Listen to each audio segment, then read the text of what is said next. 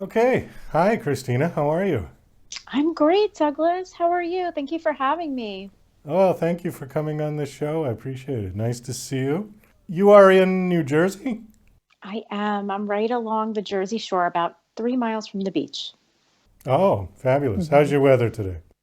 It's actually cold, very cold and windy. So I don't know if we've got a little bit of that leftover storm that was going around, but it's a little chilly.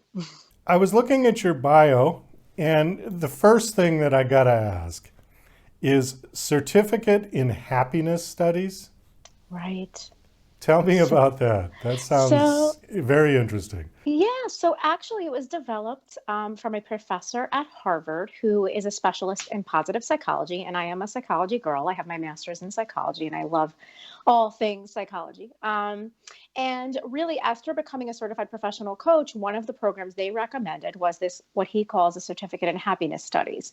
And it's really about well being and the science behind well being and positive psychology. And it is very helpful for coaches to have this education and information, of course. And I just thought, you know what better time to do this than 2020? It's a big topic.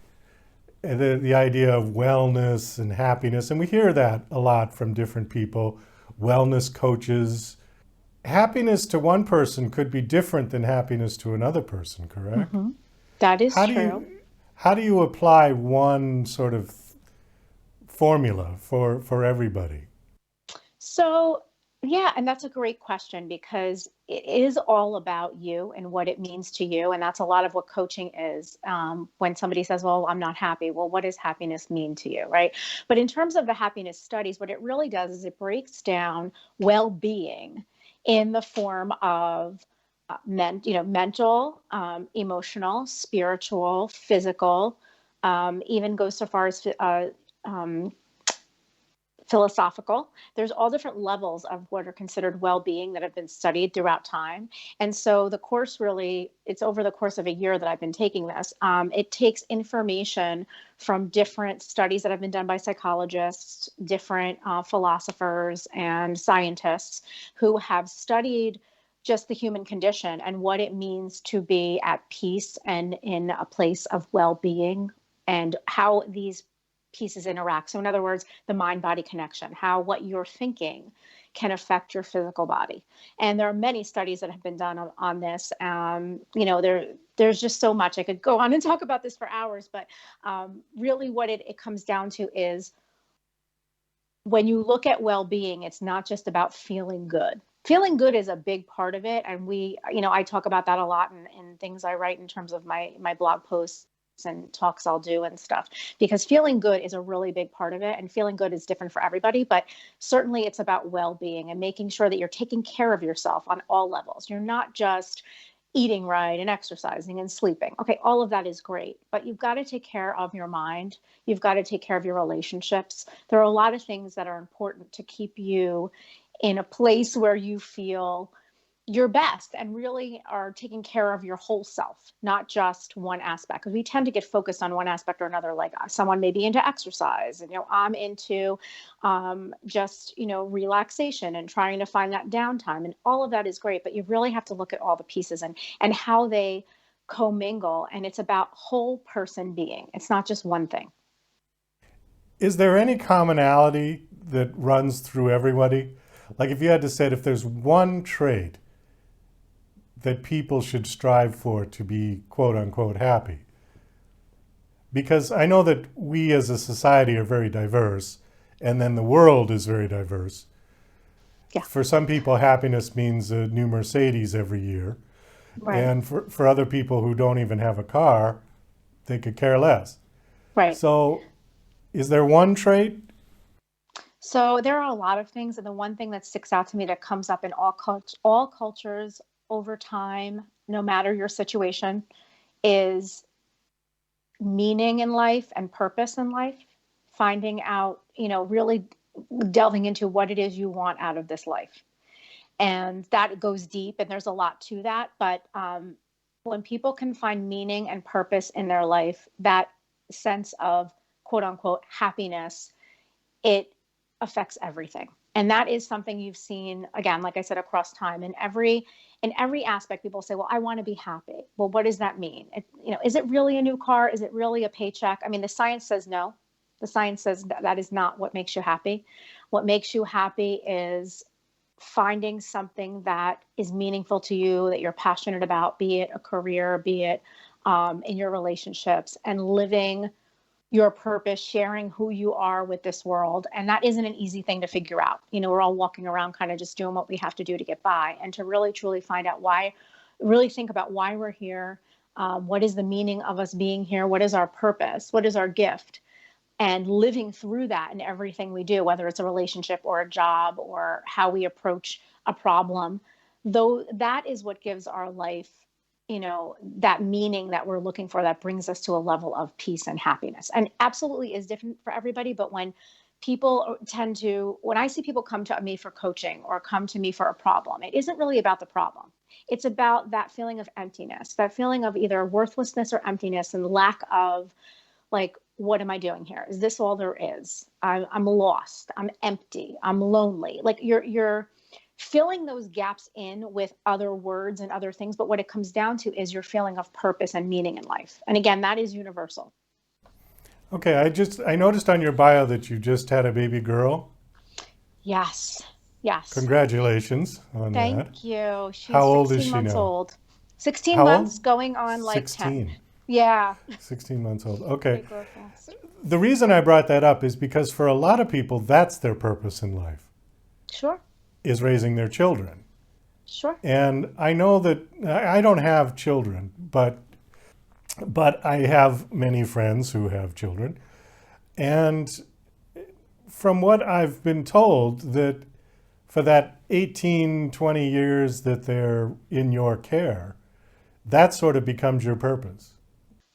So yeah, so it's a priority. It is absolutely a purpose. You have a role to play. When I'm speaking about your purpose in life, it's bigger than that.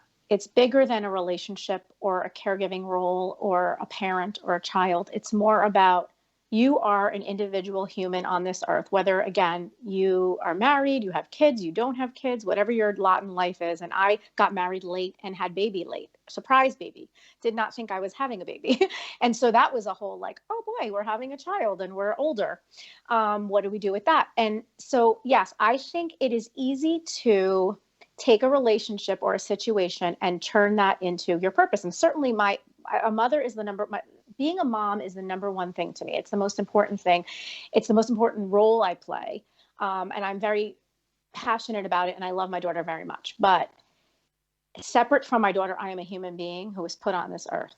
And for me to be who I want to be and show up as who I want to be to her and to my husband and to my friends and family, that's about me and about choices I make. And that's what I'm talking about when I say like your purpose in life. So yes, your role in life, your goals may be around this child, and certainly everything you do may be directed, because it certainly feels like that. It feels like everything I do now, it's like I think about my daughter right first, because she's so important to me. But I also have to take care of myself. And I also need to make sure when I go out in the world, I'm showing up as who I want to be. And I thought a lot about this. This took me like the entire year of my life going through coaching school was really what pushed me to think about that. Who do I want to show up as? Who do I want to be? How do I want to approach life? What kind of relationships do I want to have? What kind of things do I want to do? Because I'm here and everything I do affects something.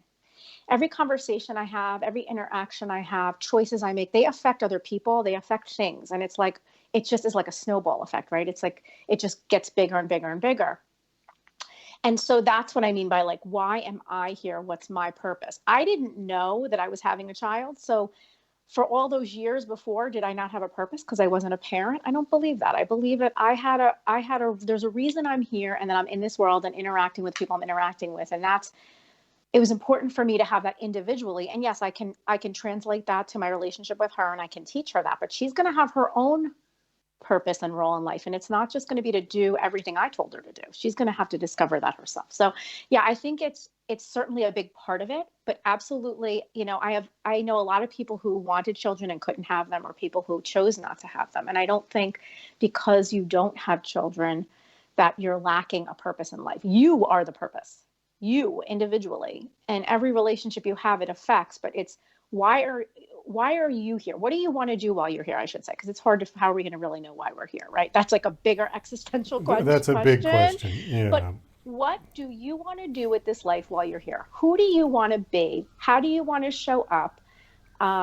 If someone replayed you, I always think about, like, those movies that show you what it's like at the end of your life. They replay like a video of everything, a tape, and like where you went wrong. And I don't know how true all of that is, but like, I think about that. If someone were to replay my life, where did I go wrong? What could I have done differently? What did I learn?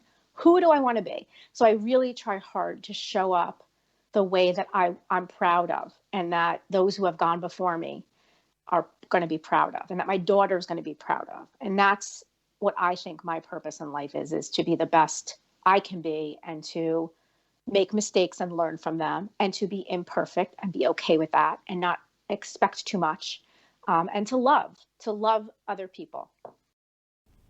Do you think leaving a legacy is important?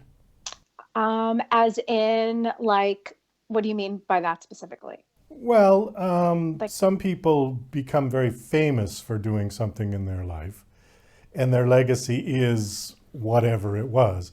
Like famous musicians, famous actors, famous politicians.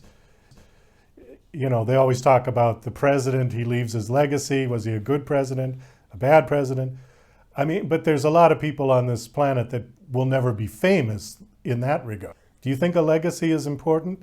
I think we all leave a legacy, whether fame is just a means to an end. Fame is like, how many people did you reach in a particular way? But we all leave a legacy. Like, we Well, all that's leave, true. but if that's Yeah. what you're talking about, I think Yeah. about like my grandmother, who, has been gone longer than I can even think about. And just, she shaped who my mother became and who I became. And I'm so proud of her. She was such a wonderful woman. And my mother was such a wonderful woman. She's since passed.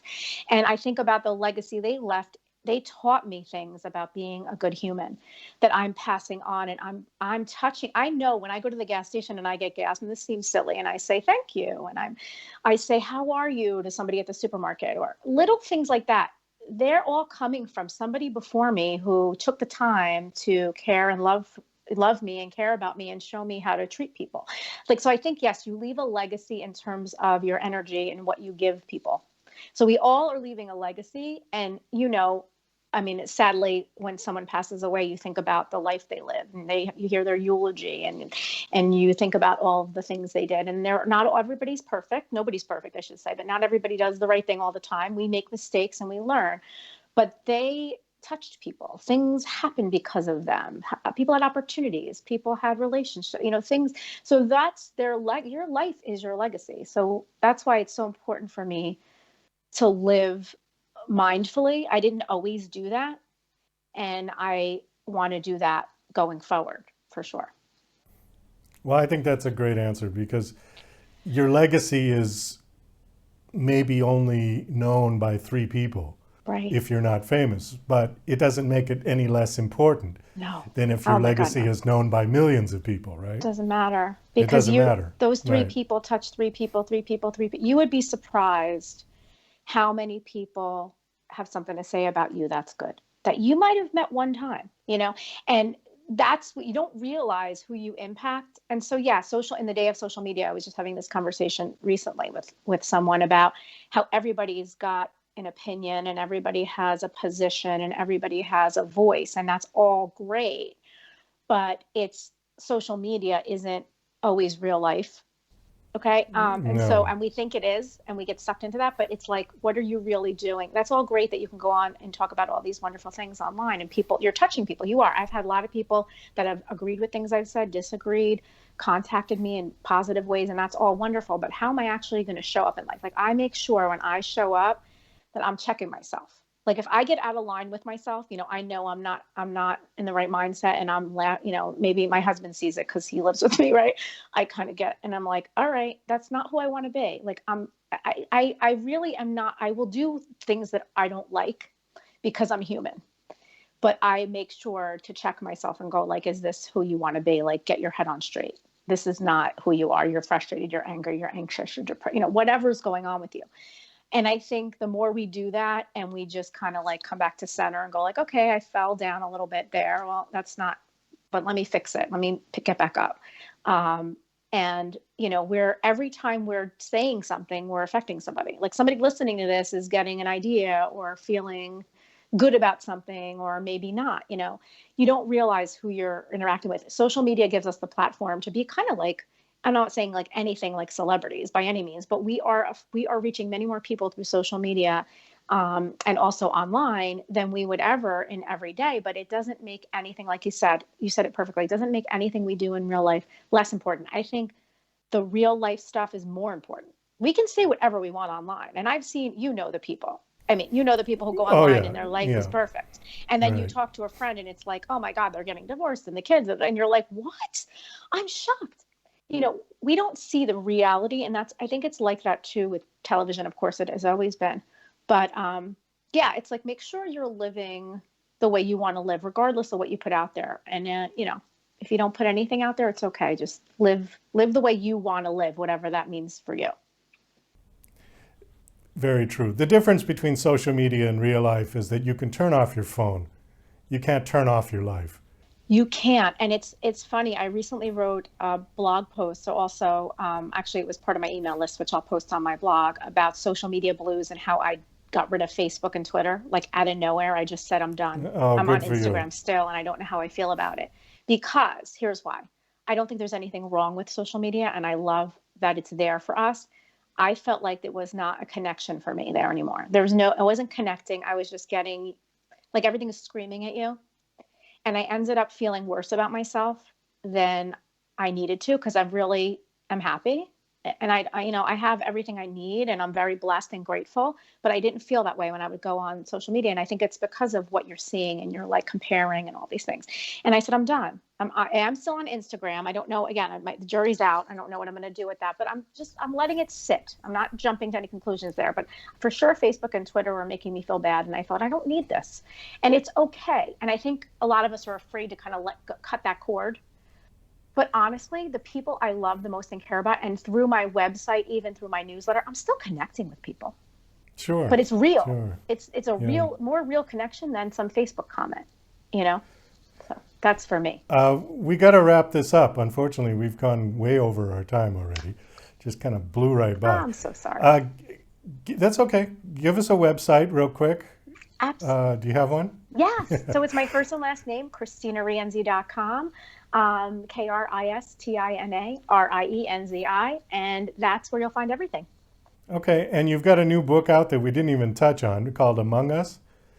Yes, Among Us. It is a sci-fi government conspiracy thriller available on audio and all platforms where ebooks and print books are sold. Super. Thank you so much for coming on the show. This was a nice conversation. Best of